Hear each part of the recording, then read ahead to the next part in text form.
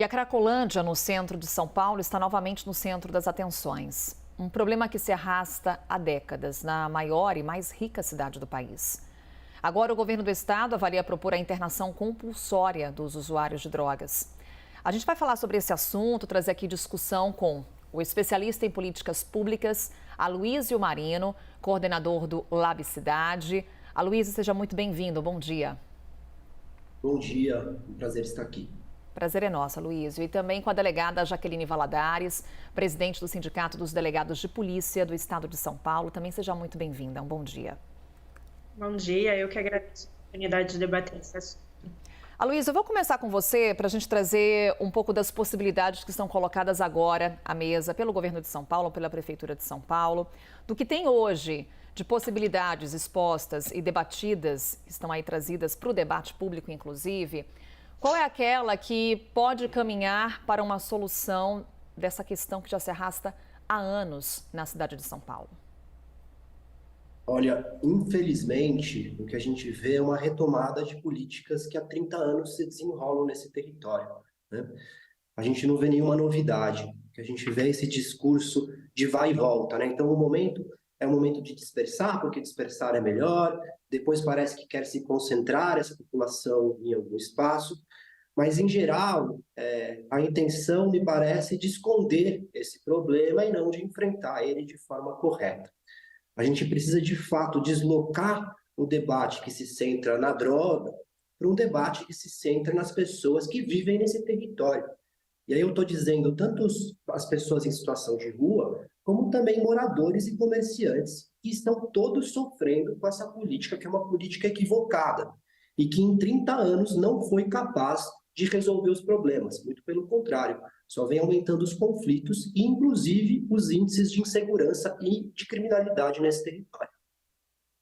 Inclusive, vou aproveitar, Jaqueline, a gente trazer um pouco para o debate da segurança pública. A gente está falando aí de uma questão social, de saúde pública, mas também que envolve muito a questão da segurança. O Aloísio destaca para a gente a sensação, não só a sensação, mas a insegurança que a população, principalmente da região central de São Paulo, vive nesse momento. Quais são as ações, do ponto de vista da segurança pública, que podem ser tomadas nesse momento? E qual seria o limite de atuação das forças policiais?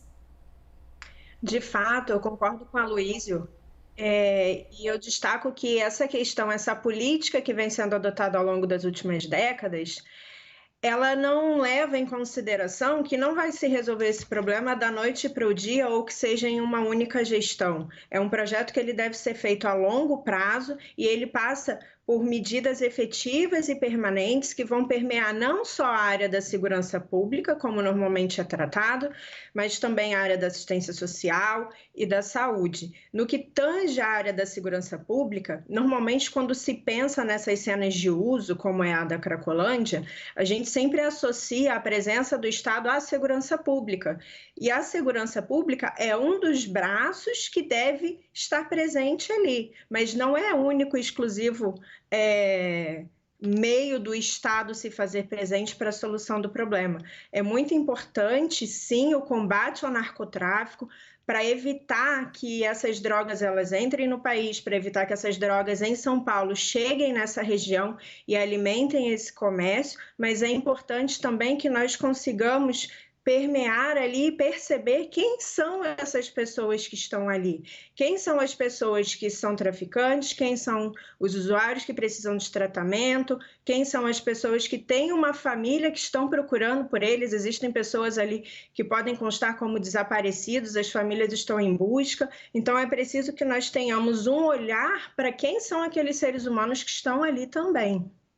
Inclusive, Aloísio, você como coordenador do Lab Cidade, que acompanha essa realidade muito de perto, com levantamentos, quem são essas pessoas que estão ali? Quem são esses usuários? Ao longo dos últimos anos, houve uma mudança no perfil dessa população que, nesse momento, necessita de apoio do poder público? Essa população é uma população muito diversa, né? A gente tem uma população de diferentes idades, homens, mulheres, inclusive o número de mulheres nas cenas de uso vem aumentando nos últimos anos, isso mostra algumas pesquisas. Também muitas mulheres transexuais, né? O que tem em comum nesse território é que esse é um encontro de pessoas que são marginalizadas e excluídas por toda a sociedade, né? E também tem um ponto em comum, que a maioria dessas pessoas são pessoas negras, né? Então, também tem um elemento aí do racismo estrutural brasileiro na conformação da Cracolândia. A gente tem que lembrar que essa cena de uso que tem 30 anos, ela é também resultado de uma política equivocada de guerra às drogas, que na verdade é guerra às pessoas, e também de um projeto de cidade que gera sofrimento e que desde a abolição da escravatura não distribuiu terra e habitação para uma população que foi relegada às periferias. Então, a formação da Cracolândia ela é resultado de uma série de equívocos estruturais. Então, somando as propostas que a delegada trouxe, tem uma outra política que é fundamental para esse território, que é a política da habitação. Enquanto essas pessoas estiverem na rua, seja no Bom Retiro, seja na Santa Efigênia, seja na Luz, elas vão permanecer nessa situação de extrema vulnerabilidade. E essa política de habitação para a população em situação de rua em geral, não só os usuários da Cracolândia, é uma política que tem que ser entendida como uma política de reparação histórica com a população negra que, pós o processo de abolição da escravatura, não teve acesso à renda, à terra e à habitação. Então, a Cracolândia talvez seja uma das principais chagas dessa estrutura racista e desse projeto de cidade que gera sofrimento.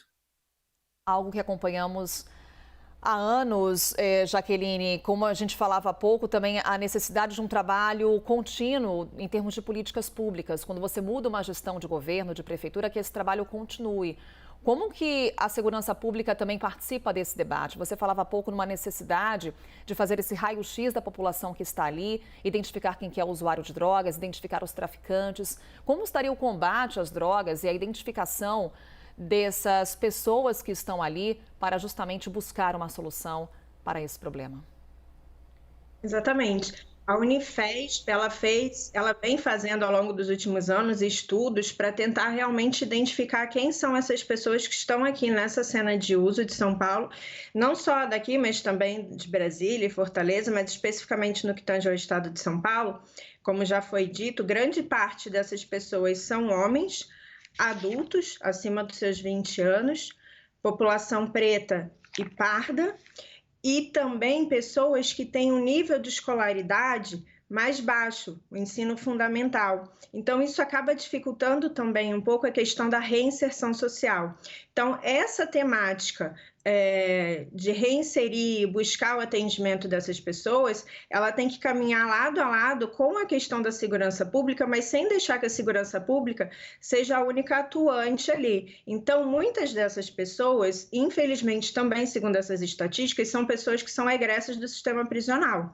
Há necessidade de que se faça um levantamento, que se verifique quem dessas pessoas consta ainda com mandado de busca em aberto, pessoas que ainda possuem dívidas com o sistema de justiça a cumprir, pessoas que constam como desaparecidas e pessoas que realmente estão ali necessitando de um atendimento da área de saúde, que necessitam de um encaminhamento. Muitas dessas pessoas, quando submetidas a uma escuta qualificada, elas mostram interesse de sair dessa situação de vulnerabilidade, mas é imperioso que o Estado ele se faça mais presente de forma mais rápida do que o próprio traficante. E não só através da polícia, mas através de sistemas que possam acolhê-lo, de forma que ele se sinta mais à vontade para buscar o atendimento do Estado. E muitas vezes não é a segurança pública que vai fazer com que esse usuário, essa pessoa frequentadora dessa cena de uso, se sinta confortável de buscar a ajuda do Estado.